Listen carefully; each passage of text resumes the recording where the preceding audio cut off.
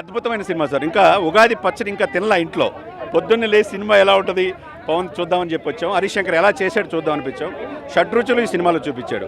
పుష్కర్ కాలం తర్వాత పవన్ కళ్యాణ్ గారి యొక్క నటనలో, హరీష్ శంకర్ గారి డైరెక్షన్లో 10 పెరిగింది. చాలా అద్భుతమైన సినిమా. ఈ దేశం గురించి, ఈ రాష్ట్రం గురించి నెక్స్ట్ లెవెల్ చూపించాడు సినిమా.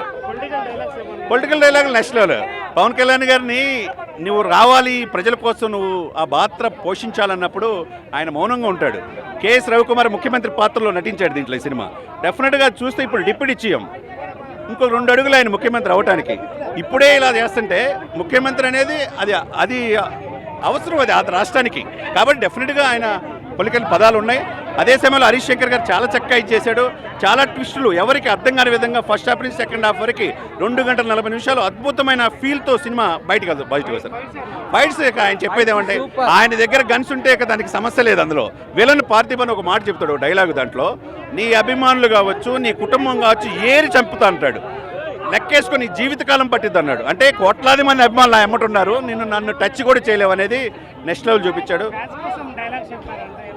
చాలా ఫ్యాన్స్ అసలుకి ఆయన ముఖ్యమంత్రి, ఆయన ఆ పదం ప్రజలకు సేవ చేసే ఆ డైలాగులు ఉన్నప్పుడు అండి సీఎం అంటున్నారు. కాబట్టి ప్రజలకి ఇప్పుడే ఇంత చేస్తున్నాడంటే, గాసు 2024లో మనం చూసాం, గ్లాసు పగిలే కొద్దీ పొదునెక్కిద్దని.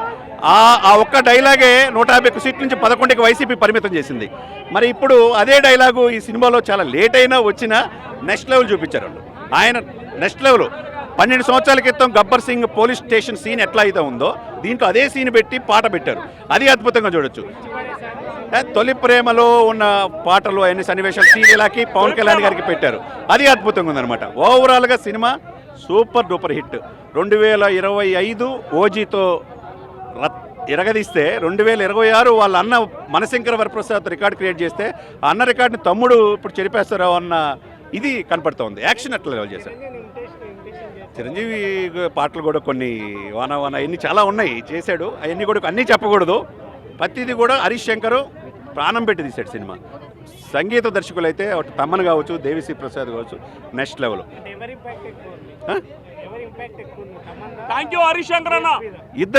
ఇద్దరిది మనం ఎవరు తీయాల్సిన అవసరం లేదు. ఇద్దరు నెక్స్ట్ లెవెల్లో సినిమా చూపించారండి.